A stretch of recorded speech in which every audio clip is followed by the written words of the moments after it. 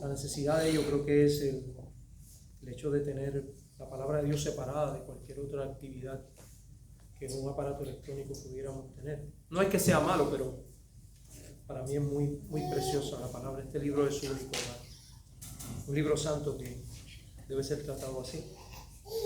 Nos dice la palabra: después llegó a Derbe y a Listra, y aquí había allí cierto discípulo llamado Timoteo, hijo de una mujer judía creyente, pero de padre griego, y daban buen testimonio de él los hermanos que estaban en Listra y en Iconio. Hizo Pablo que éste fuese con él, y tomándole le circuncidó por causa de los judíos que habían en aquellos lugares, porque todos sabían que su padre era griego, y al pasar por las ciudades les entregaban las ordenanzas que habían acordado los apóstoles y los ancianos que estaban en Jerusalén, para que las guardasen. Así que la iglesia era confirmada en la fe y aumentaban en número cada día.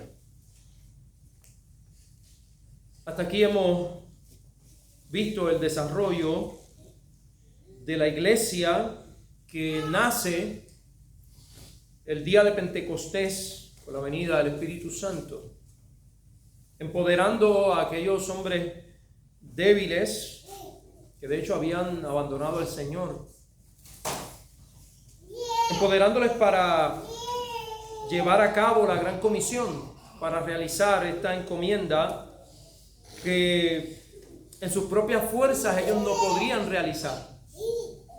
Y hermanos, esto para nosotros es necesario entender el hecho de que no es con la fuerza y la voluntad nuestra, de los hombres, el que podemos hacer, que podamos alcanzar lo que Dios quiere hacer, realizar en nuestro contexto, en esta obra, sino que sabemos que dependemos de la guianza, dependemos del poder, dependemos de esa capacidad que otorga el Espíritu Santo para avanzar cuando, desde la perspectiva humana, veamos las cosas como un imposible. Veamos y consideremos, muchas veces equivocadamente, que no hay esperanza para nosotros, tanto como individuos y como iglesia. Porque este es un sentimiento que muchas veces nos abruma. A mí me afecta más de lo que quisiera. El sentirme muchas veces, y repito, a causa de nuestra debilidad, de nuestra falta de fe, verme como sin esperanza, en caminos donde no hay salida. Nos vemos como el pueblo frente al Mar Rojo, teniendo a Faraón, los problemas, a Satanás, el pecado, asediándonos y haciéndonos creer que no podemos avanzar, que no podemos seguir hacia adelante. Como obra también, como iglesia, hemos también notado, hemos visto que este sentimiento de desgano, este sentimiento de desesperación muchas veces nos afecta. Pero cuando miramos la palabra y consideramos hasta aquí en el libro de los Hechos, los hombres que han hecho avanzar o que Dios ha utilizado para hacer avanzar su propósito, la evangelización y el alcance de muchos de los hombres que se encontraban perdidos, notamos que eran personas falibles, eran hombres y mujeres como nosotros, débiles en gran manera. Vimos la semana pasada que a partir del verso 36 hasta el 41, allí se manifestara esta debilidad, se manifestara en Pablo y en Bernabé indisposición y, ¿por qué no decir, una indisposición pecaminosa a buscar una resolución al conflicto que representaba el llevar o no a Bernabé con ellos, a Juan Marcos, perdón, Bernabé quería llevar a Juan Marcos y Pablo no quería llevarlo. De algún modo nos inclinamos a pensar que Pablo tenía la razón. Y vamos a ver en el estudio de hoy cómo Pablo sigue ese patrón. Y de hecho es el patrón que él mismo le establece a Timoteo cuando le escribe su primera carta a Timoteo en el capítulo número 3. Cuando establece, bajo la inspiración del Espíritu Santo, y no es un estándar nuevo, sino que en el Antiguo Testamento también este requerimiento estaba, el requerimiento de la santidad, de que aquellos que fueran a ministrar pertenecieran primeramente a una tribu, a un grupo escogido, separado por Dios, cuyos líderes, cuyos patriarcas, padres, estaban en la obligación de preparar a estos niños desde muy tiernos, desde muy pequeños, para que asumieran el oficio sacerdotal. Por ejemplo, Pablo le dice a este joven Timoteo, que aparece por primera vez en el libro de los Hechos, le dice en el primer capítulo de su carta, de su epístola, en el capítulo 3, de la primera carta, le dice: palabra fiel, hablando a Timoteo, si alguno anhela obispado, buena obra desea. Es bueno ese deseo que viene a su mente y que descansa en su corazón, pero es necesario que el obispo sea irreprensible.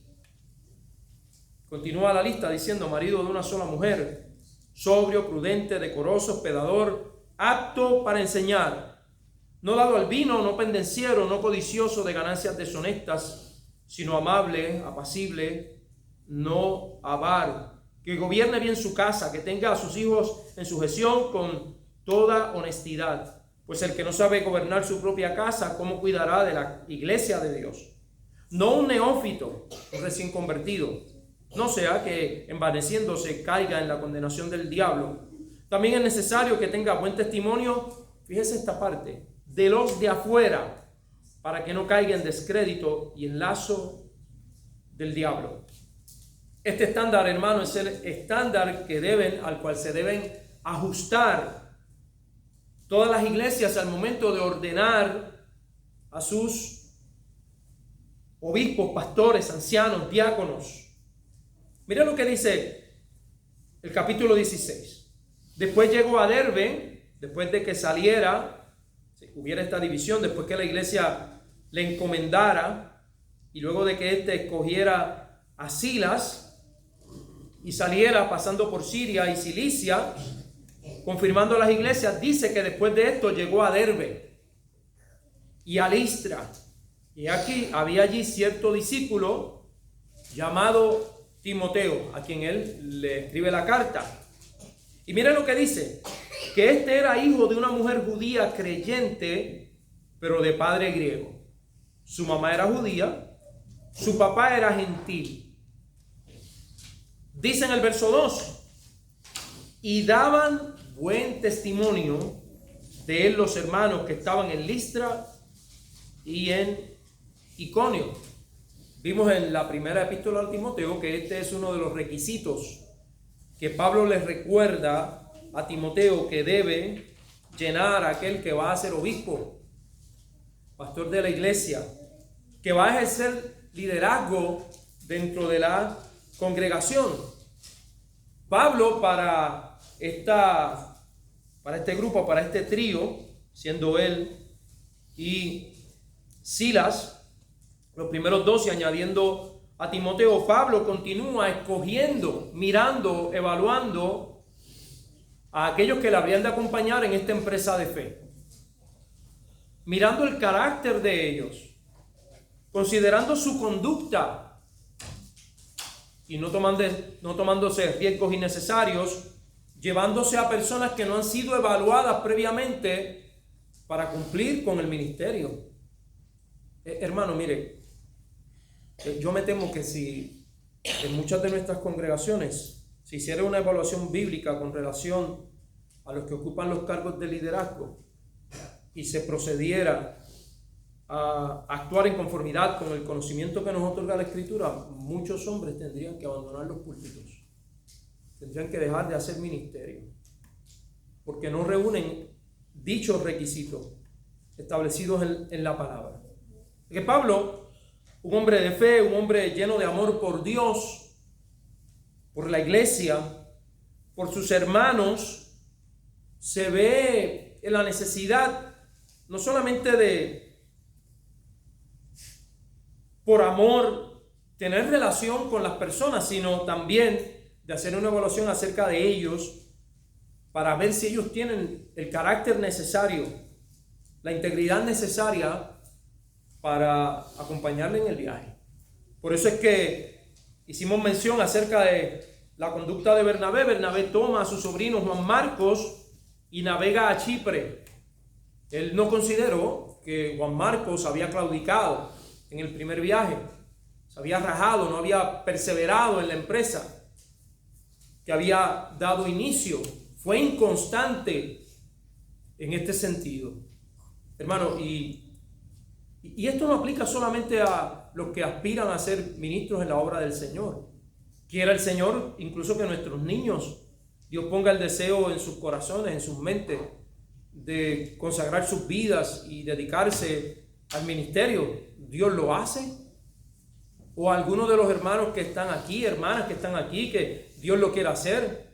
Que así sea, es un buen anhelo, es un buen deseo, pero no es un requisito que les sea aplicado, o valga la redundancia, que les sea requerido a los que van a ser ministros de la palabra, sino que entendemos que esto también es beneficioso a todos nosotros, la consistencia, el que no seamos personas de doble ánimo, que no seamos inconstantes en todos nuestros caminos, que decidamos un día a la luz de lo que nuestro corazón nos permite hacerlo, y otro día cuando en nuestro corazón no esté el deseo, no lo hagamos. Hermano, la fe es andar a la luz del conocimiento, no a la luz de lo que vemos o sentimos. Que yo me he atrevido, hermano, a ser muy abierto, muy honesto con ustedes con relación a mi propio caminar. Hermano, hay momentos en los cuales yo no quiero seguir. En mi humanidad no está el deseo de seguir hacia adelante, porque soy un pecador. Y tengo que luchar y tengo que vivir, al igual que usted lo hace, por fe, creyendo de que a pesar de que el sentimiento no esté presente, y viviendo a la luz de lo que la Biblia establece, y sabiendo de que yo soy un hijo de Dios, y que de esta manera le glorifico, me esfuerzo en la gracia. Hay momentos, hermanos, en que la gracia en nuestras vidas, la presencia, la asistencia de Dios es tan fuerte, hermano, que nosotros sentimos que vamos en una nube, que no nos cuesta ser obedientes al Señor, que no nos cuesta vivir en fe, que no nos cuesta adorarle, alabarle, crecer en santificación. Y esos momentos, hermanos, son como dice un cántico, no deberían terminar, deberían ser los momentos que nos acompañan la mayor parte del tiempo, pero no es así. No es así. Hay momentos, hermanos, que tenemos que tomar nuestra humanidad, esta miserable, caída, corrupta humanidad. Hay momentos en que tenemos que tomarla y arrastrarla a la casa del Señor. Hay momentos, hermanos, que tenemos que doblegar nuestra humanidad para ir de rodillas delante de la presencia del Señor. Hay momentos, hermanos, en que para dar una alabanza, una adoración al Señor, para tener tiempo devocional, hermanos, tenemos que vencer este primer adversario que siempre nos acompaña, el yo. Al parecer, Pablo, me atrevo a decir que definitivamente Pablo era un hombre que se cuidaba para este fin, el de la evangelización, el imponer la mano y ordenar a alguien al ministerio. Me parece que Pablo era un hombre muy exigente, muy bíblico. Por eso es que nosotros oramos y le pedimos al Señor. Por años hemos estado haciéndolo, le hemos estado pidiendo al Señor: Señor, trae hombres con el deseo, con el llamamiento, con el anhelo de trabajar en la obra, hermanas que estén dispuestas a vivir por fe, como cantábamos, a vivir por fe, no por vista. Al parecer le pareció a Pablo que Bernabé a este momento no era ese tipo de persona, porque podemos pensar que hay personas con las cuales Dios está trabajando y quiere colocarlos en algún ministerio, a ejercer algún rol dentro de la iglesia, pero todavía están inmaduros. Más adelante, como hablamos el domingo pasado, de hecho el mismo Pablo habla acerca de Juan Marcos, como alguien que él necesitaba que estuviese a su lado, alguien con quien él podía contar, quien era digno de su confianza, porque con el tiempo él aprendió. De hecho, Juan Marcos es el que escribe el segundo evangelio, el que nosotros tenemos en nuestra Biblia, el evangelio según Marcos. Pero no estaba maduro, no estaba listo para ello. Entonces vemos que en este relato, Pablo, al perder y entendiendo que él no iba a ser un llanero solitario, hermano, yo me identifico con esto porque muchas veces yo me he sentido así, siendo el único ministro en esta congregación, hermano. Yo he sentido el peso de la soledad y el deseo. He deseado muchas veces que Dios traiga a mi vida a alguna persona, algún hermano dotado, capacitado, llamado para hacer el ministerio. No es bueno hacerlo solo, pero el Señor hasta aquí ha querido, y sé que en algún momento nos dará recursos humanos, dones humanos para continuar esta obra. Quién sabe, yo tenga que convertirme en el Silas o en el Timoteo de algún Pablo que Dios quiera traer aquí. Bueno, Pablo entonces escoge a Silas, y aquí en este relato nos dice que también puso su mirada en un joven. Se estima que tenía tal vez menos de 20 años. Era un hombre joven. Y era un hombre que, interesantemente, a pesar de que la iglesia tenía poco tiempo de haber sido establecida, era un hombre que se había dado al estudio de la palabra, del evangelio. Alguien de aquellos de la diáspora le había instruido. Mira lo que dice el pasaje. Había allí cierto discípulo llamado Timoteo. ¿Cómo es considerado? ¿Cómo es llamado Timoteo? Un discípulo. Un discípulo.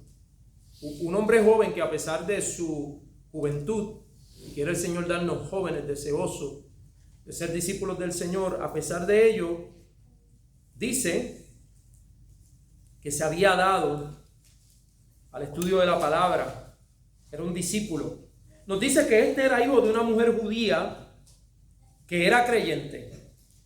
Y cuando usted va a la segunda carta de Pablo a Timoteo, ve allí quiénes eran su madre y su abuela. Segunda carta de Pablo a Timoteo, mire lo que dice allí en el capítulo 1, verso 3. Pablo, recordándole a Timoteo, del verso 3 en adelante, dice: doy gracias a Dios, al cual sirvo desde mis mayores con limpia conciencia, de que sin cesar me acuerdo de ti, este es de Timoteo, en mis oraciones noche y día, deseando verte. Muchos años después, Pablo le escribe una carta a este joven, ministro del Señor. Y la unión, los afectos que le unían eran tan fuertes que movían a Pablo a hacer oración por este joven noche y día. ¿Por qué, hermano? Porque Pablo sabía que las luchas eran intensas, eran continuas, hermano. Hermano, como son las tuyas y las mías, como son tus luchas y como son mis luchas. Cada uno de nosotros está luchando, está batallando en esa batalla espiritual. Y dice el verso 4, deseando verte al acordarme de tus lágrimas, para llenarme de gozo. Timoteo era un hombre consagrado a Dios, tierno, que lloraba, hermano. Lloraba por las aflicciones que como siervo del Señor experimentaba. Lloraba al ver su lucha con el pecado, como tú y yo luchamos. Y en el verso 5 dice: trayendo a la memoria la fe no fingida que hay en ti. Pablo lo que le dice es: Timoteo, yo he visto el obrar de Dios en tu vida. Yo he visto el cambio, la transformación, la santificación que Dios ha efectuado en tu propio corazón, en tu propia vida. Y tu fe al Señor y tu perseverancia me motivan. Yo traigo a la memoria la fe que hay en ti, que no es fingida. Y mira lo que dice para ustedes padres: la cual habitó primero en tu abuela Loida y en tu madre Eunice. Pablo está diciendo en este versículo que la herencia que le ha dejado Loida y Eunice, la mejor herencia, la más preciosa, la que es imperdurable, la que conduce y guía el alma de su hijo, de nuestros hijos, es la fe. La fe no fingida que hay en ti, la cual habitó primero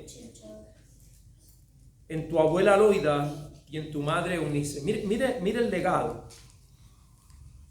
en estas 3 generaciones. Una abuela piadosa, temerosa de Dios, que ayudó a su vez a su hija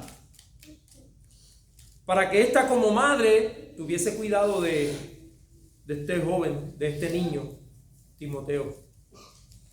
Y la pregunta aquí es, no todos disfrutan de esto, ¿verdad? No todos tienen tal vez en su familia una abuela que le asista, que le ayude en el desarrollo, en el adoctrinamiento, el discipulado de sus hijos.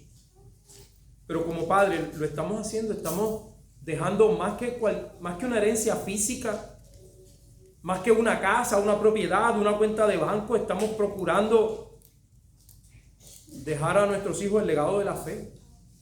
Bueno, lo más importante es que nosotros la tengamos. Lo más importante es que primero habite en nosotros, porque si no está en nosotros, ¿qué podemos dar?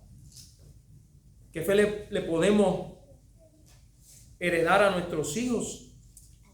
Pero en el caso de Timoteo, nos dice que esta fe había habitado primero en tu abuela Loida y en tu madre Eunice. Y estoy seguro que en ti también. Tengo esta seguridad. Tal vez Pablo le escribió esta carta a Timoteo en un momento difícil en la vida del joven Timoteo. Por lo cual te aconsejo que avives el fuego del don de Dios que está en ti. Tal vez Pablo notó que en la vida de Timoteo la llama se estaba apagando. Como nos pasa a nosotros, ¿verdad, hermano? A veces, de hecho, así decimos. Nos sentimos apagados. Nos sentimos sin ánimo. Pablo le dice, por lo cual te aconsejo que avives el don del fuego que está en ti por la imposición de mis manos. Porque no nos ha dado Dios espíritu de cobardía, sino de poder, de amor y de dominio propio. ¿A qué apela Pablo para avivar el fuego en el corazón de Timoteo? A esta hermosa realidad de que no estás solo, Timoteo. Dios te ha dado su espíritu para luchar, para vencer. Él te ha dado este espíritu que es un espíritu de poder, de amor y de dominio propio. Puedes vencer la carne. Puedes vencer el desánimo. El Espíritu te conduce a la oración, a la meditación, a la contemplación, a la reflexión piadosa acerca de la bondad de Dios. El Espíritu Santo, hermano, es Dios en nosotros, haciéndonos competentes para poder pelear esta batalla. Entonces Pablo se hace de Silas, un hombre piadoso, profeta, un judío comprometido que se había quedado allí con ellos para predicarle a los gentiles, y toman a este joven Timoteo. ¿Qué dice el verso 2, hermano? Que daban buen testimonio de él los hermanos que estaban en Listra y en Iconio. No fue solamente el parecer de Pablo. Vemos entonces aquí un principio que nos sirve para el modelo congregacional. ¿Quién ordena a los ministros dentro de la iglesia? ¿Quién se supone que ordene a los ministros, que evalúe el carácter de los ministros que van a hacer la labor en la iglesia? Tristemente hoy en día, hermanos, tenemos en muchas congregaciones esta idea o esta práctica de que el pastor, habiéndose tal vez ordenado y llamado a sí mismo, ordene al ministerio a un hijo, a una hija, porque piense que del mismo modo que se hacía en el antiguo pacto, sus hijos son los herederos del ministerio. No es así, hermano. No es así. Nosotros no vivimos bajo ese modelo. Hay familias en las cuales tal vez nunca habrá algún ministro. Hay familias en las cuales tal vez Dios se plazca en llamar a través de distintas generaciones a hombres para que ejerzan el ministerio. No lo sabemos. Lo que sí nos dice es que hay un anhelo en el corazón. El que anhela obispado, buena cosa desea, pero es necesario que el ministro sea irreprensible. ¿Y quién determina, hermano? Según este modelo, lo que estamos leyendo, ¿quién determina quién es irreprensible? ¿Quién determina lo que son los requisitos? ¿Quién llena los requisitos para ser ministro? ¿Quién? La palabra. La palabra misma. Y usted, como participante de la congregación y teniendo a su mano el recurso de la palabra, usted participa en la evaluación de esa persona. Hermano, porque yo me puedo creer muy apto. Tal vez usted se pueda creer muy apto para realizar esto. Pero hay que preguntar, ¿realmente lo somos? ¿Reunimos, llenamos los requisitos bíblicos para hacer lo que queremos hacer? Los hermanos daban buen testimonio de él. Dieron el voto de confianza. Reconocieron que Timoteo reunía las cualidades para emprender este segundo viaje misionero junto a Pablo y a Silas. Piensen esto, hermano. Un joven de aproximadamente 20 años que sirve en la iglesia, que es un recurso de la iglesia, del cual la iglesia se tenía que desprender. Piensen esto. Tenían un buen hombre, un hombre de buen testimonio, un hombre piadoso, un buen discípulo, del cual ellos se tuvieron que desprender. Imagínense, hermano, el sentimiento tal vez de pérdida para su madre y su abuela si estaba viva hasta ese momento, Loida y Eunice y la iglesia. Pero en el mejor sentido de la palabra lo sacrificaron, lo ofrecieron, lo dieron para el ministerio. Verso 3 dice que Pablo quiso que éste fuese con él y lo tomó. Dice que lo circuncidó por causa de los judíos que habían en aquellos lugares, porque todos sabían que su padre era griego. El padre, quien era el que venía, según la tradición, según lo establecido en el antiguo pacto, el padre era el que de ser judío venía en la obligación de circuncidar a todo hijo varón.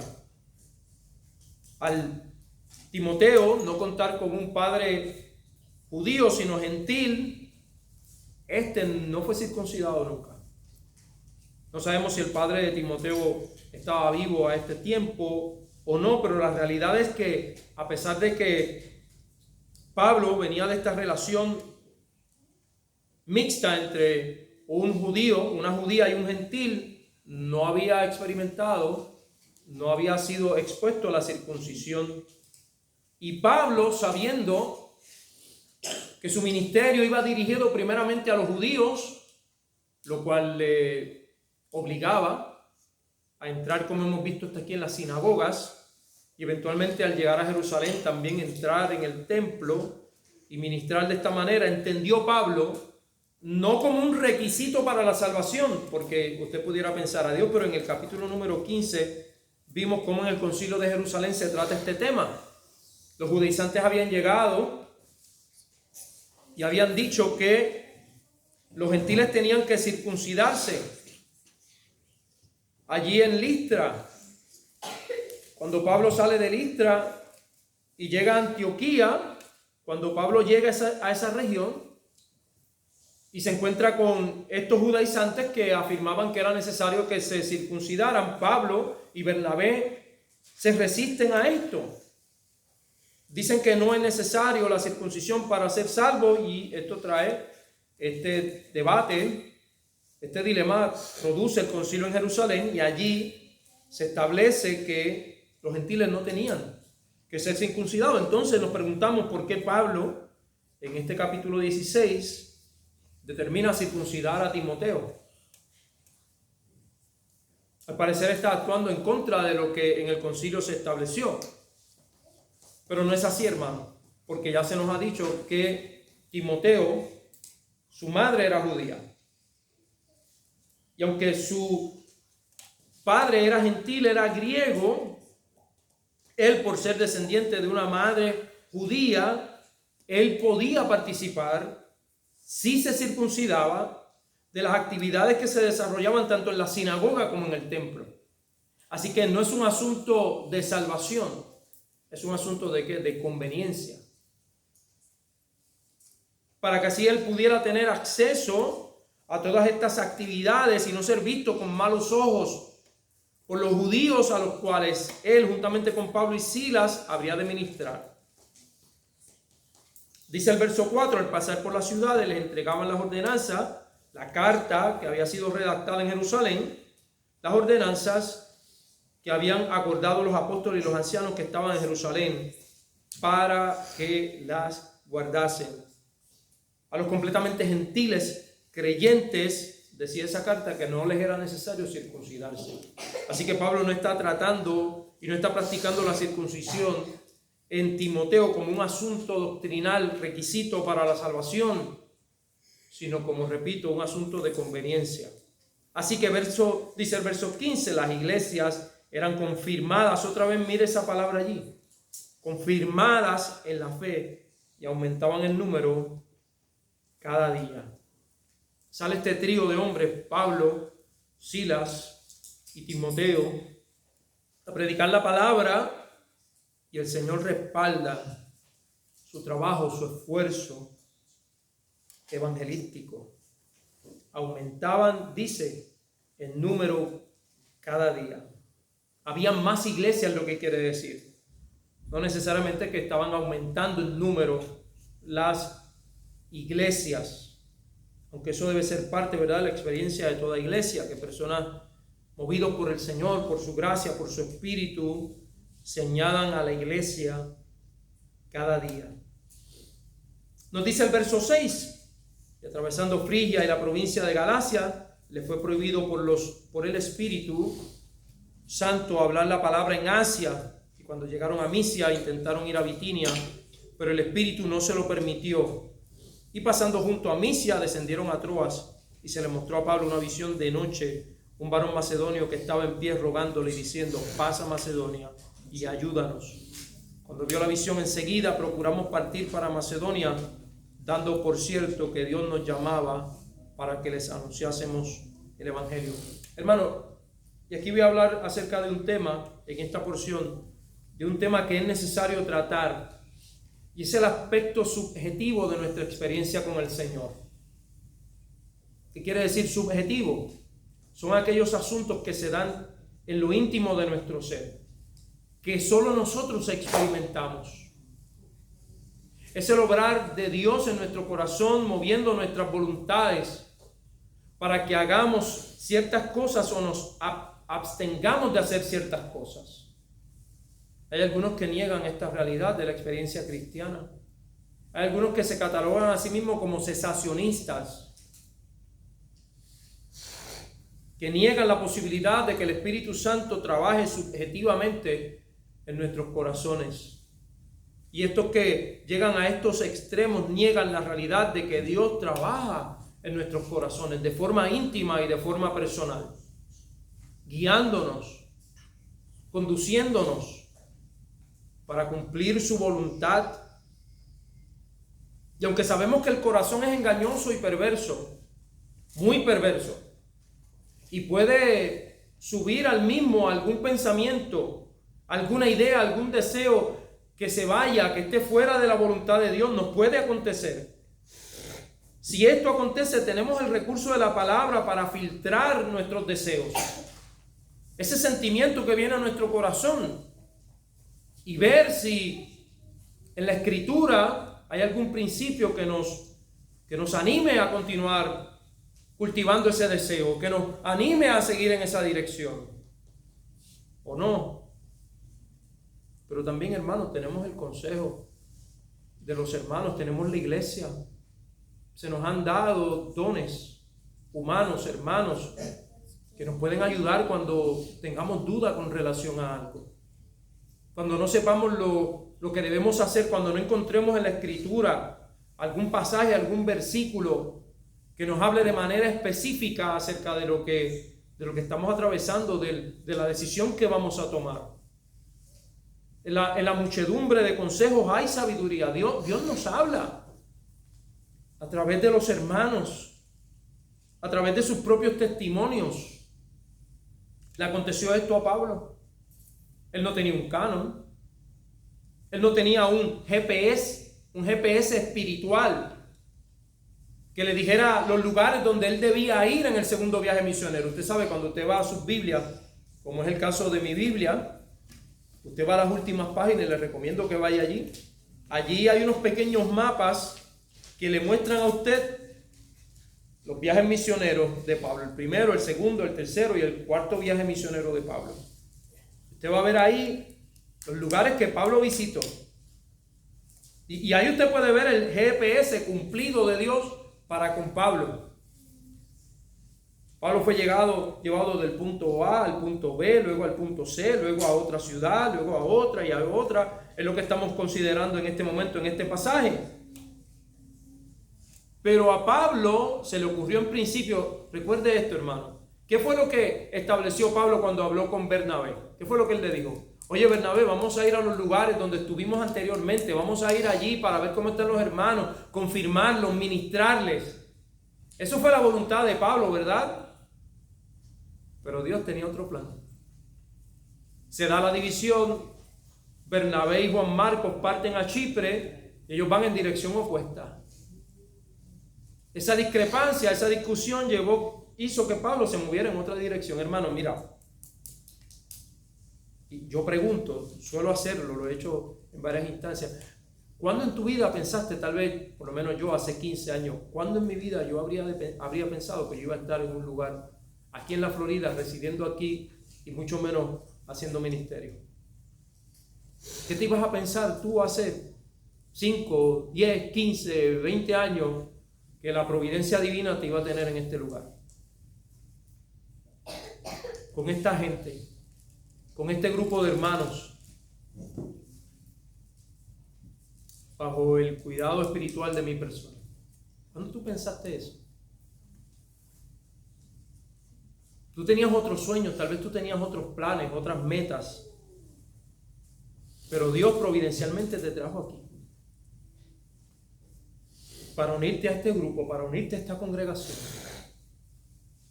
Y esa es la manifestación de la bondad de Dios para contigo. Tus planes, niños, a los niños que están aquí, tal vez ustedes tengan, y si les preguntamos, ¿qué quieren ser ustedes cuando sean grandes? Ustedes están pensando muchísimas cosas. ¿Qué van a hacer? Y tal vez muchos de los niños aquí estén pensando en términos materiales, un trabajo, dinero, una casa. Tal vez estén sus mentes llenas de asuntos, ideas de este mundo. Y tal vez nada o poco relacionado a sus propias almas. Pero fíjense, niños, nosotros como adultos pensábamos así también. Esto de ser parte de una iglesia no era parte de nuestro plan. Pero Dios en su amor, en su misericordia, en su gracia, cuidó de nosotros y nos trajo hasta aquí. Niños, sus padres los traen aquí porque los aman. Porque quieren que ustedes hereden el reino de los cielos. Porque sus padres no quieren que sus almas se pierdan eternamente en el infierno. Ellos quieren que ustedes se hagan siervos del Señor. Cuando Pablo inicia en el versículo 6 su viaje, atraviesa Frigia y la provincia de Galacia, nos dice que le fue prohibido por el Espíritu Santo hablar la palabra en Asia. Dios no quiso. Ellos querían. Y fíjense que pudiéramos alzar un cuestionamiento acerca de esto. Pero si Pablo lo que quiere es predicar la palabra en la región de Galacia, no hay nada malo en eso. ¿Por qué el Espíritu Santo se los prohíbe? Verso 7. Y cuando llegaron a Misia, también intentaron ir a Bitinia, pero el Espíritu no se los permitió. Entienda esto, hermano. No todo lo que viene a nuestro corazón, que parece ser ideal e incluso parece ser conforme a la voluntad de Dios, aunque lo parezca, no necesariamente lo es. Porque nuestros pensamientos no son los pensamientos de Dios.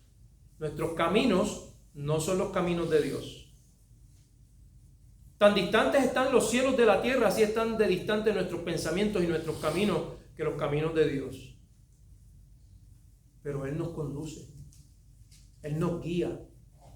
Hermano, a veces, no sé si a usted le ha pasado, ha subido a su corazón la idea, una grandísima idea, excelente idea, algún pensamiento, algún sentimiento que le ha movido a usted a hacer cierto plan, a tomar cierta resolución.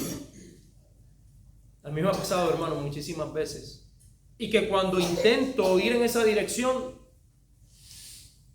nada sale.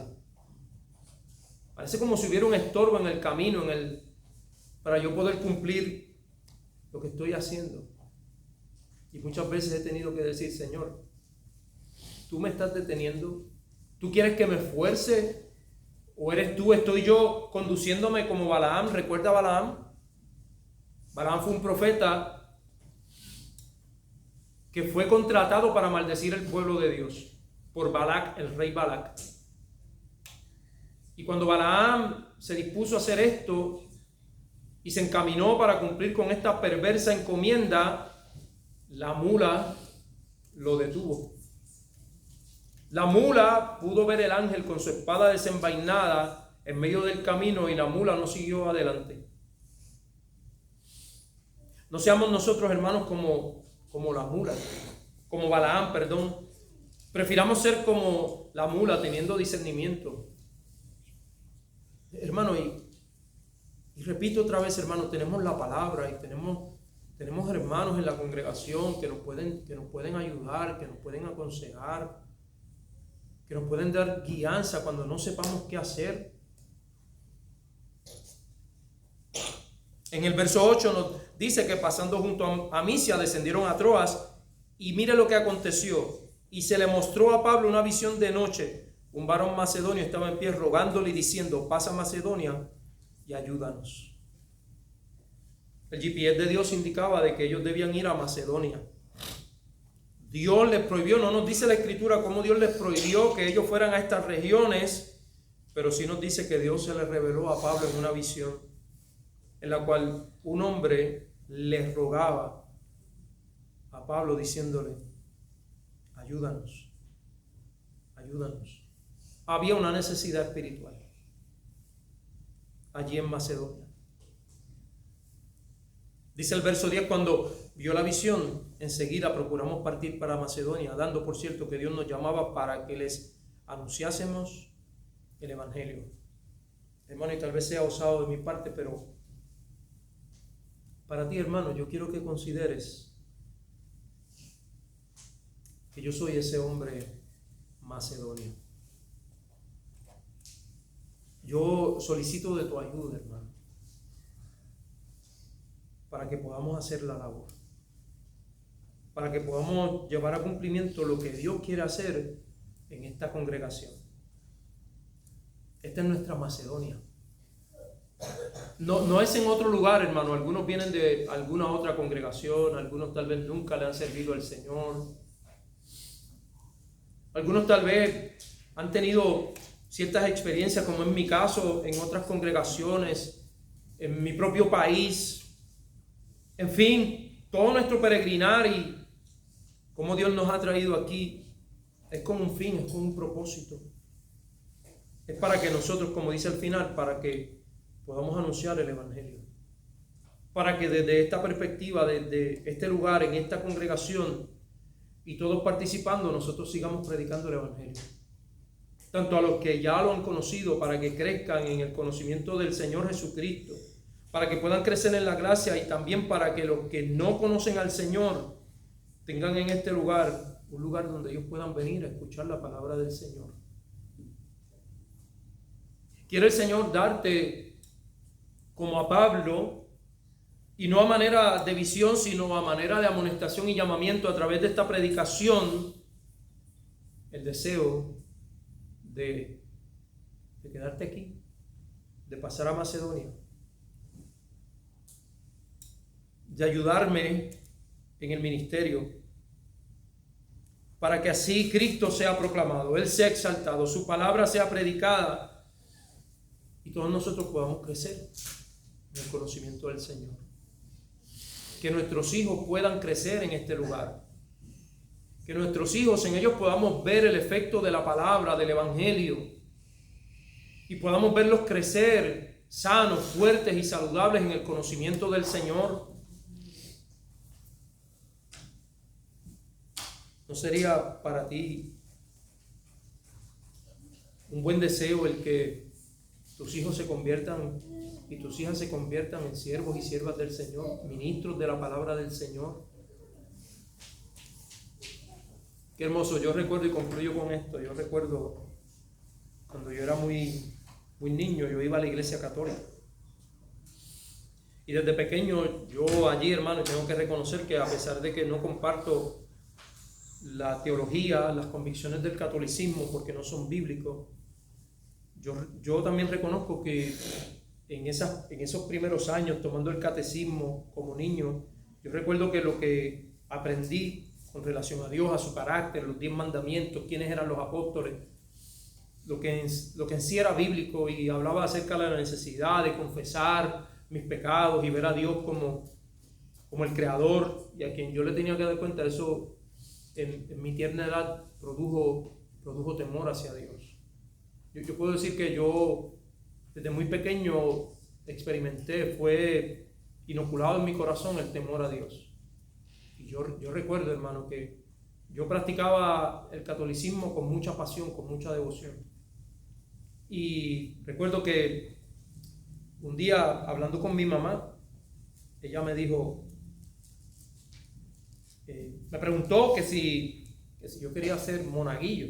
Era la práctica de los niños apasionados en el catolicismo, o lo es ser asistentes del cura. Lamentable que muchos de ellos hayan pasado por experiencias tan traumáticas. Pero yo le dije a mami, mamá, yo no quiero ser monaguillo, yo quiero ser cura. Le dije yo a mami, yo quiero ser cura. Y recuerdo las palabras que me dijo mi mamá. Mi mamá me dijo, si tú llegas a ser cura, yo voy a ser la madre y la mujer más orgullosa del mundo. Recuerdo que me dijo eso mi mamá. ¿Quién iba a decir? Y qué triste que ella no esté consciente a causa de su enfermedad, para ver que más que ser un cura, hoy predico la palabra del Señor. Y piensa en esto, hermano, qué hermoso sería para usted, qué hermoso sería para usted que algún día su hijo, su hija pueda estar dedicado al ministerio. Pero para ellos, recuerde, hermano, lo que hizo Loida y Eunice. Ellas, siendo mujeres de fe, le dejaron como legado, como herencia, la fe a sus hijos. Ellas lo hicieron, ellas cumplieron con su deber. Lo hicieron. Fueron fieles al Señor.